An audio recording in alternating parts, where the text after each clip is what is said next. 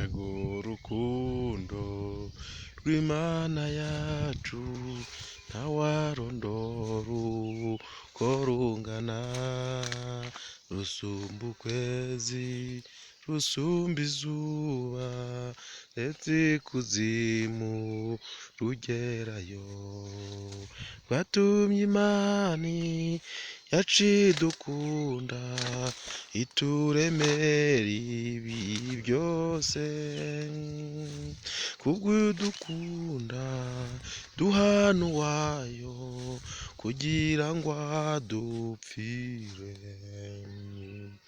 Reba aha hantu ukuntu ari heza kubera Imana yacu idukunda, yaradukunze iraturema ntabwo yigeze tugira ibikoko, yatugize abana bayikunda iduha isi ngo tuyigenge, dushyira heza nk'aha hose murabona ko idukunda.